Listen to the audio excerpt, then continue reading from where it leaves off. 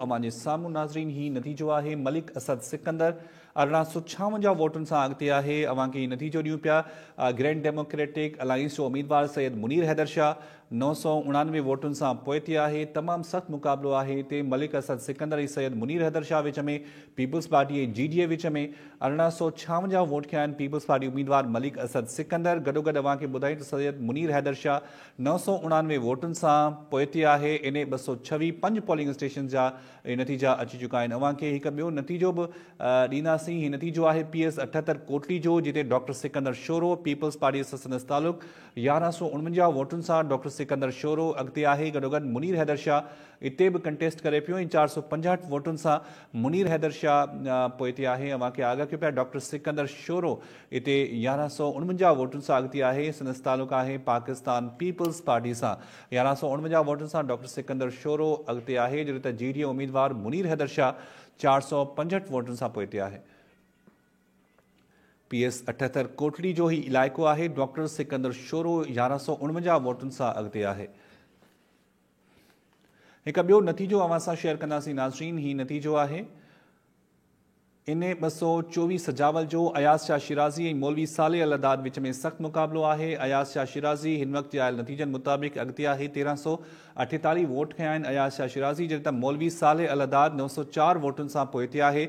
जमियत उलमा इस्लाम face sons तालुक है अयाज शाह शिराजी और मौलवी साले अलदाद विच में सख्त मुकाबलो है। इन वक्त आयल नतीजन मुताबिक 1348 वोट खया अयाज शाह शिराजी। गडोगड मौलवी साले अलदाद 904 वोटन से पोइते है। अवां के अहम नतीजो ॾियूं पिया। अयाज शाह शिराजी इते मैदान मारे पे फिलहाल छाकाणि त हिन वक्त आयल नतीजन मुताबिक अयाज शाह शिराजी अगते है। 904 वोट किया मौलवी साले अलदाद पिया। 5 पोलिंग स्टेशन जा ही नतीजा आहिनि जेके अवां सां शेयर कयूं पिया। इन 224 क़ौमी असेंबली जो ही तक है सजावल जो। अयाज शाह शिराजी इते असांखे अगते नज़र अचे पियो 1348 वोटन से। गडोगड मौलवी साले अलदाद 904 वोटन से पोइते है।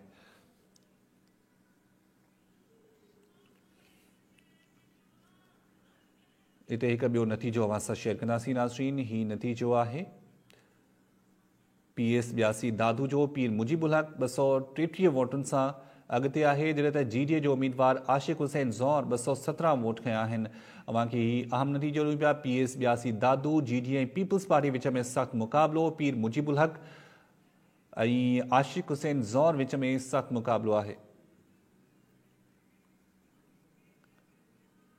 अवां के आगाह कयो पिया पीर मुजीबुल हक 233 वोट किया आशिक हुसैन ज़ौर 217 वोट किया GDA और पीपल्स पार्टी विच में सख्त मुकाबलो है। इन वक्त जी गणप मुताबिक 233 और 217 वोट किया ॿिन्ही उम्मीदवारनि। पीर मुजीबुल हक जा वोट 233 और 217 वोट आशिक हुसैन ज़ौर जा।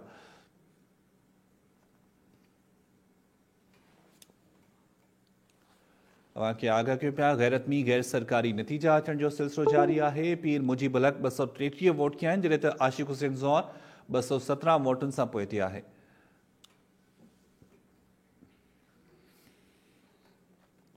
PS 82 दादू जो ही तक है सिंधस्तानी जो तक है दादू इते पीर मुजीबुल हक 233 वोट खड़ी अगते है। पीपल्स पार्टी से सनस तालुक है।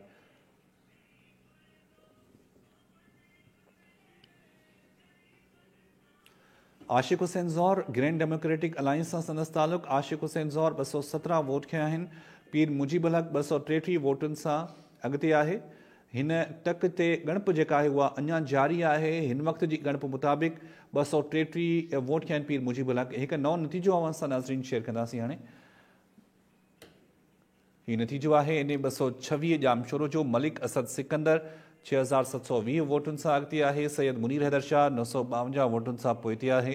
GDA और पीपल्स पार्टी विच में सख्त मुकाबलो है। ही कौमी असेंबली जो तक है। इन 226 जामशोरो इते पीपल्स पार्टी उम्मीदवार 6720 वोटन से अगते है। तमाम वडी लीड है इते सैयद मुनीर हैदर शाह और सैयद मलिक असद सिकंदर विच में सख्त मुकाबलो है। 21 पोलिंग स्टेशन जा ये नतीजा 6720 वोट खया मलिक असद सिकंदर और तमाम वडी लीड दे पियो सैयद मुनीर हैदर शाह के मलिक असद सिकंदर।